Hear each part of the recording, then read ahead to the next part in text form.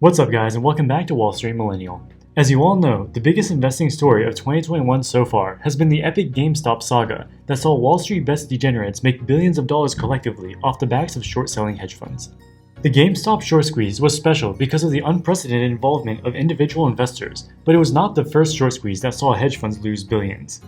In this video, we're going to be looking at the epic Volkswagen short squeeze of 2008, which briefly saw the German automaker become the most valuable company in the world. How does something so insane happen? Why did it happen to Volkswagen in particular? And what can this episode teach us going forward? These are all questions we will answer in this video. To understand the short squeeze, you first have to understand the broader economic and market backdrop at the time. In 2008, the great financial crisis was ramping up, major banks were on the brink of falling, millions of homeowners were being foreclosed on, and unemployment was skyrocketing. In anticipation of the economic recession, financial markets started free-falling, with the S&P 500 declining almost 50% from peak to trough. During the recession, one of the hardest hit sectors was the auto industry. Cars are expensive purchases, and with rising unemployment, many people didn't have the money to buy new cars. Even people lucky enough to keep their jobs started to save more money into their emergency funds, in case they get laid off in the future. This all contributed to a massive fall in demand for vehicles, which tanked roughly 50% from an annual rate of 18 million sales per year in 2005 all the way down to 9 million by the trough in 2009. That's just for US markets, but other countries saw similar, if not worse, declines.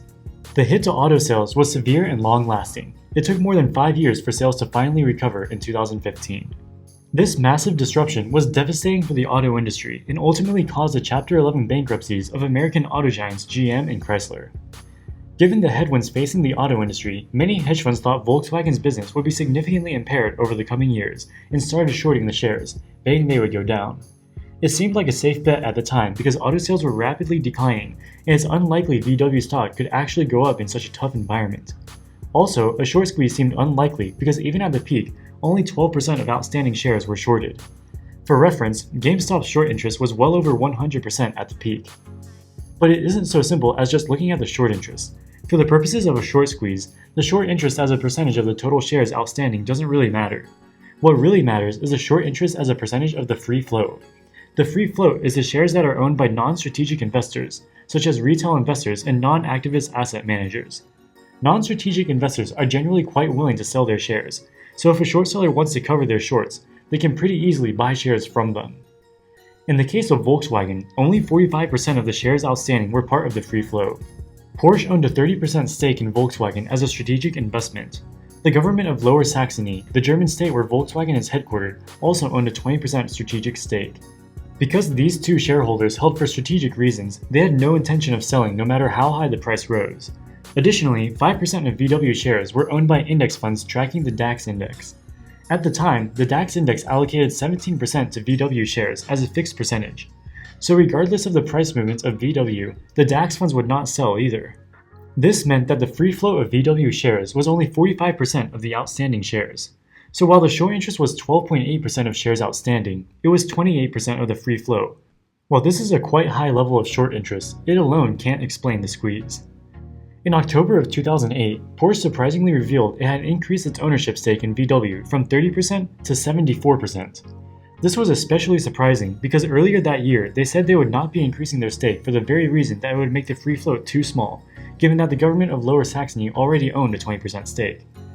With Porsche now owning a 74% stake, the free float declined to 1% of outstanding shares. This means that the short interest of 12.8% was now 1,280%, or 12.8 times the free float. When short-selling hedge funds found out about this situation, they immediately panicked and rushed to buy VW stock and cover their shorts. But because there were so few available sellers, the prices skyrocketed. Here's the events being covered by the financial press at the time. It's Germany, isn't it, Linda? Yes, it is. 8.7 is where we're at the moment, but we gained nearly 11% at one point this morning. And again, it's all down to Volkswagen. What is going on here is unbelievable. The share, it nearly doubled this morning. It reached a level of 1,005 euros, and already yesterday, the car maker rose 147%, causing the DAX to stay in positive territory when the rest of Europe was declining. What is really going on here is very hard to say. It must be the worst case scenario short squeeze, one can in fact imagine. And it's all about Porsche saying over the weekend that they hold 42.6% in Volkswagen currently, and another 31.5% via options. So indirectly, Porsche holds nearly 75%. The federal state of Lower Saxony, they hold another 20.2%, so just over 20%. So effectively, there's only a tiny free float left of just under 6%, 5.7%. And if everybody is short in a share with such tiny free float, if those two things come together, then that can cause these severe disruptions that we're seeing again today. Or as one analyst, he put it, each and every short seller in the world is trying to close up their positions, and there's no way they can do it except for trying to buy like mad. So it's panic among investors. Many had bet on VW's share price to fall. So the share's recent move, it's all down to covering of short positions rather than any fundamentals, because they don't look as good as you might suggest when looking at the share price. And that is having also a severe effect on the other members of the DAX, such as the index heavyweights, Allianz, Siemens, E.ON, because index tracking funds, they're selling the 29 other companies listed in DAX to catch up with Volkswagen, and it's a big embarrassment, in fact, for the German market. Yep. They need to get it done. They need to get it sorted. They need to figure out a way of doing this that everybody can understand. Linda, thank you very much indeed. The share price effectively went to the moon, 5xing from 200 euros all the way up to 1,000 euros per share. This pushed VW's market cap above $400 billion, surpassing ExxonMobil to become the most valuable company in the world. Nothing of this magnitude had ever been seen before, and one hedge fund manager called it a short squeeze to infinity, as there was no apparent limit to how high the share price could go. Even after the initial squeeze, the share price remained elevated for almost a full year until VW and Porsche officially merged in August of 2009. With the two companies trading under one stock, the combined entity no longer had any issues with the free float, and the stock started trading normally again. Hedge funds collectively lost $30 billion shorting shares of VW, and naturally were very angry at Porsche's decision to secretly buy up shares of VW, ultimately causing the squeeze. Some of the world's biggest hedge funds were caught up in this debacle, including SAC Capital, run by Steve Cohen, which lost $250 million shorting VW in just 1 week. And this isn't the last time Steve Cohen made the mistake of shorting a heavily shorted stock that ended up squeezing. His hedge fund, which changed its name to Point72, also lost billions of dollars in the GameStop short squeeze. Point72 invested in Melvin, and along with Citadel, was forced to infuse almost $3 billion to keep Melvin solvent after it lost billions of dollars on its GameStop short position. Fool me once, shame on you. If fool me, we can't get fooled again. Hedge funds who lost money on the trade launched numerous lawsuits against Porsche, accusing them of market manipulation. The hedge funds' arguments were based on two key pieces of evidence. First off, earlier that year, Porsche publicly stated that they would not be increasing their stake in VW. This turned out not to be true, and many hedge funds argued that Porsche put out this false statement to bait short sellers into shorting the stock on the false premise that the free float would not decrease. Also, they only disclosed their increasing position after it was already completed. In the press release in October, they said the announcement served as a warning to short sellers and gave them the opportunity to exit the short position without any significant risk. But in reality, the free float had already decreased to 1% at the time of this announcement, so it was already too late. It turns out that in the months and years leading up to this fiasco, Porsche actually made more money from its financial derivatives trading operations than from its car sales. In 2007, they made 5.86 billion euros of pre-tax profit. Of that, 3.6 billion, or about 3/4 of it, was from options trading. Furthermore, after subtracting the amount of money that they made from their stake in VW, they only made about 1.05 billion euros from actually selling Porsches. This makes them look to some like a giant hedge fund that just so happens to also make cars.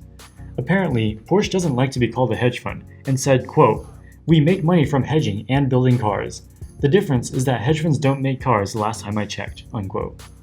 In 2008, the relationship between their derivatives trading business and their car-making business became even more lopsided.